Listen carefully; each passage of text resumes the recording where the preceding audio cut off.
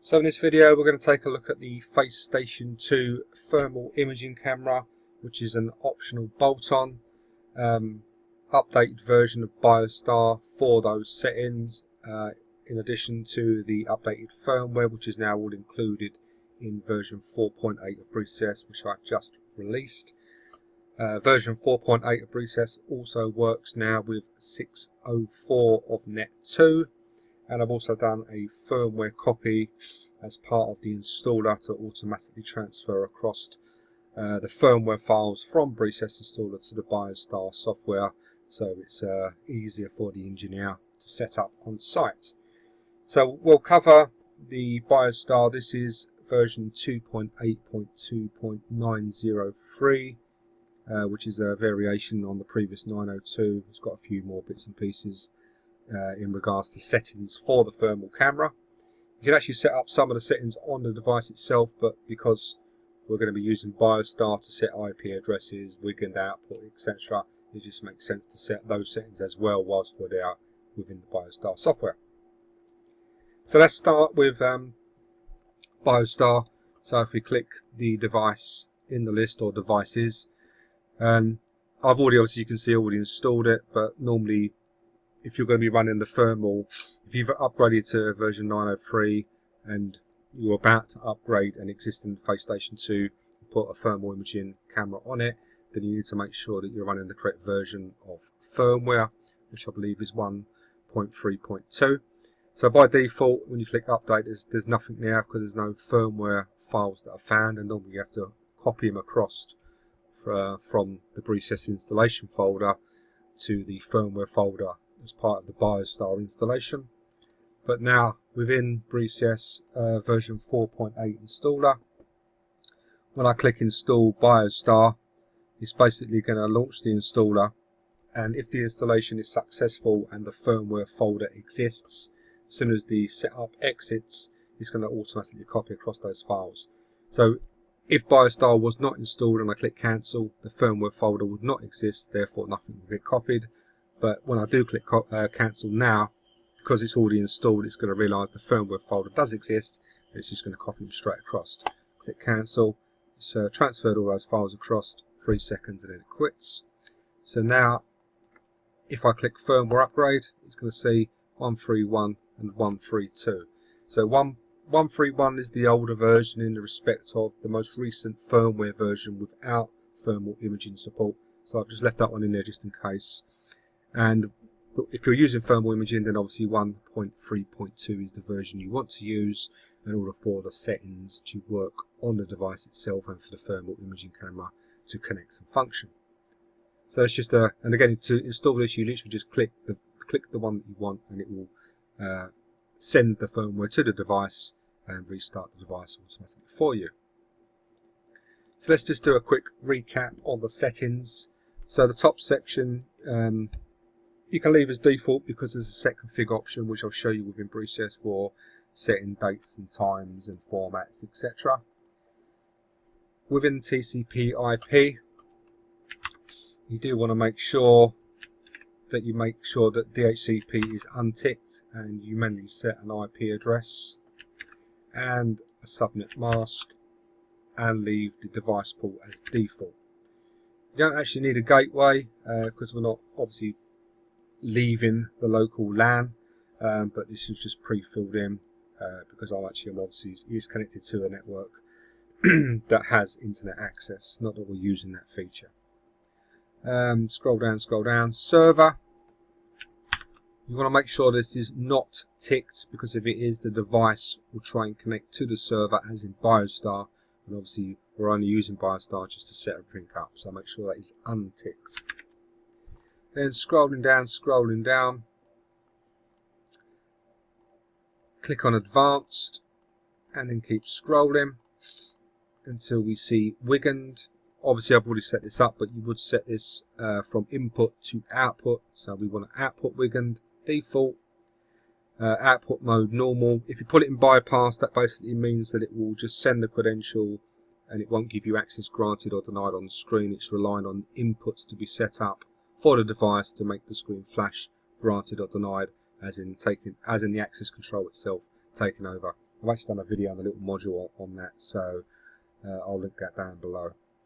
Pulse width, well, because we're using BreeCS stroke Net2, we want in sort of quotation marks standard wigged output, which would normally be 50 for the pulse width and 2000 for the pulse interleave, and then card ID out.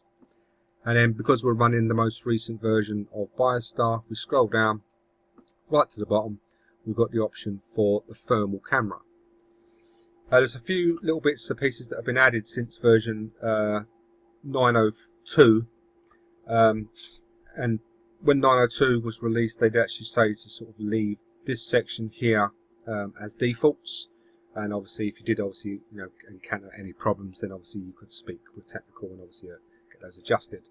That may still be the case with this version. I haven't read any documentation on it, but generally these settings that are applied here work for this section. ROI, just in case you want to know, is region of interest.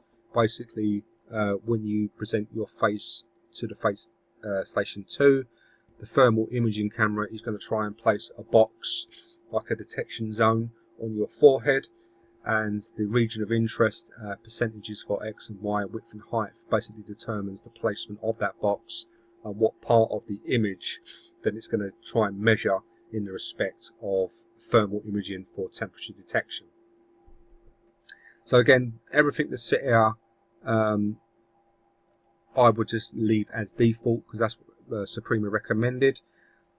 The two bottom bits here for skin temperature compensation, which was seen to be enabled by default, and the skin temperature correction, I'm not sure what the values are for that. It's set to 0.0 as default. I'm not sure what the maximum value is of that. So again, leave that as default. Unless you've got a problem, then you can speak with Suprema technical support and they can advise to change those settings to get it to work correctly. But generally the settings that are applied there will work without issue. Obviously the first tick box will just be make sure it's enabled. If I go like that, then obviously and I apply those settings, then it's obviously not going to detect the temperature. Celsius and Fahrenheit, that's up to you. Whether you want to save temperature data, I've just turned this off. And show infrared image. So when that's enabled, that's basically going to give you an overlay when you try and scan your face, and it's going to show you the thermal imaging feedback camera. The threshold temperature by default is set to 37.5. Temperature fail sound, yes or no, and then the check temperature mode. So basically, check temperature only. Does what it says on the tin. It's not going to try and match you in the respect of access control. It's just going to check your temperature. If you're using BreeCS with this, then obviously you don't want that, because you want it to act as access control. Or maybe you do if you've got a single unit also attached to the network that isn't connected to an AC, maybe. But for most cases, it's going to be either authenticate before temperature check or authenticate after temperature check. The difference that I've seen, both of those, doesn't matter what one you select, it's not going to send any WIGN data to the Net2 ACU if you're over temperature. So you've got no worries there. So if you're over temperature, no data is sent, no access is granted, that's fine. But if you authenticate before temperature check, then you do actually get like a little a beep on the screen. The screen prompts you and goes beep to say over temperature. But if you do authenticate after temperature check, you just basically get like a red outline box around your face with a temperature gauge just letting you know that it's over temperature. So if you want the noise and the sort of prompt on screen to go you are over temperature, and it physically says over temperature, then authenticate before temperature check seems to be a good option. And obviously once you've changed all these settings, you just click apply to apply those settings.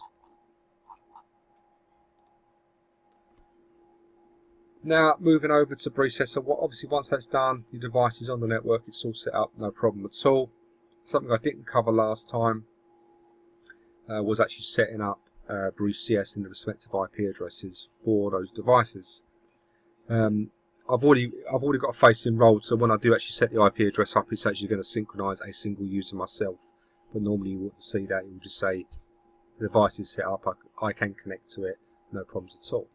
So selecting any user in the list, Suprema, and it's the same applies whether you're using fingerprint or face in respect of what I'm about to show you. So I'll just show you face because that's what we're working with. Basically, the first time you open it, it's going to ask for the Net2 system engineer password so it can connect to the database and then do what it needs to do. It will remember it and it will save it to disk, but in an encrypted fashion. And then after you enter that, it's then going to ask you to set the IP addresses of all devices that are on the network, including enrollment. The first one that you add to the list will be the enrollment device, and then all others will be out of the field. It doesn't matter what order you add them in, only the fact that the first one is the enrollment device that will be used. So this example, we've only got one face station 2 with an address of 192.168.0.117. By default, when you add an IP address, it will be sync users will be ticked. Clicking save will connect to the device or all devices in the list, and then basically just make sure that the device is present. It is a Suprema face station 2, it can connect to it, etc. As I said, I already got a phase template enrolled for myself, so it's actually synchronized that back to the device even though it was already there. To set the date and time and all the configuration settings such as region, language and all that, is one click of a menu option, and again it will connect to all devices, all IP addresses, and set the date and time that is currently set on your PC. It will make sure that the language is English just in case you've accidentally changed it to something else on the device itself. Set the region, etc, etc. So set config, boom, done, finished. At which point we're now ready to click scan to scan our face for enrollment. I've already done this in the previous video, so I'll leave that there. The only final thing to note is the admin user tick box. If that's ticked, which is also enforced the first time you scan a face, that basically means if that box is ticked, that person, when they click the menu option in the top left hand corner of the screen on the device itself, you need to scan a face in order to access the menu, and if this box is ticked, that means that that user can scan their face to access the menu system on the device itself. Okay, so that covers BreeCS version 4.8 in respect of the thermal imaging integration, the BioStar settings, the copying of firmware directly out of the installer, and the initial setup within BreeCS to get the IP addresses and the configuration set. If I just to point out, if I now click Suprema scan face, it's no longer going to ask me for the password because it remembers it, as I said, in an encrypted fashion, and the IP addresses are obviously saved for future use, so you don't need to enter it every time, obviously. Okay, so let's jump over to the device itself. I'll show you scanning my face, or warm my forehead up, or adjust the setting to reduce the temperature threshold so you can see it saying access denied. I'll show you the imaging overlay with the box I was talking about what part of the image it's trying to look for in respect of your forehead, and how you access the menu system in the respect of thermal imaging settings should you want to change anything on the device itself. Okay, we'll jump over to that now. So following on from the settings within BioStar, if I present my face to the reader with the thermal imaging camera attached, which I'll show you in a moment, I'm in within temperature. I've also set it to authenticate before taking a measurement, so we get the visual the visual feedback on the screen to say physically we're over temperature if we are, and a little beep on screen. So at the moment I'm not over temperature. 37 degrees, 37.5 was the threshold cut off, and as we can see, as I was talking about, the region of interest, as in the yellow box there, which is going to try and place that on your forehead for the purposes of measuring your temperature.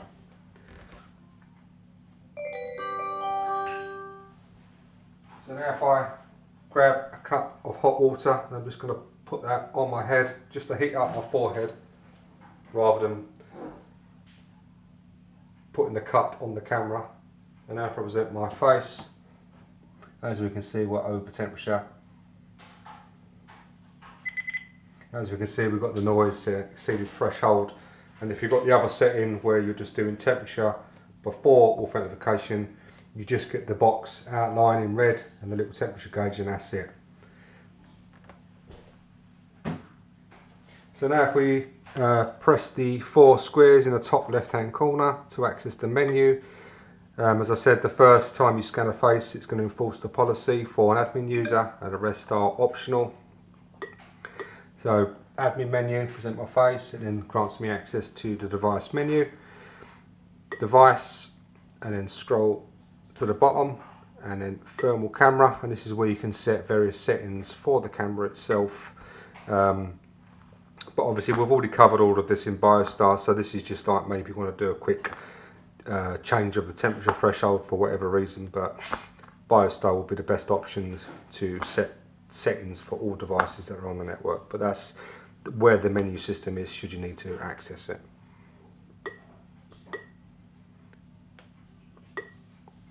Right, so now we'll take a look at the actual device itself in the respect of the thermal camera and the back plate and how it's all sort of fits together. So the thermal imaging camera is a modular device which is fitted to its own back plate. So it's obviously completely optional. You can buy the Face Station 2 with or without, and it's quite simple. It's basically, as I said, a back plate. So the metal back plate that normally comes with the Face Station 2, you basically take that off of the Face Station 2, fit the back plate for the thermal imaging camera to it, and then it just slots back in as normal with a little grab screw at the bottom to hold it in place. And then the USB lead literally plugs into the bottom, into the USB port, and then you're good to go. Okay guys, so that covers all of the settings in the respect of the latest version of BreeCS, version 4.8, BioStar, Face Station 2 with the thermal imaging camera and on-device settings.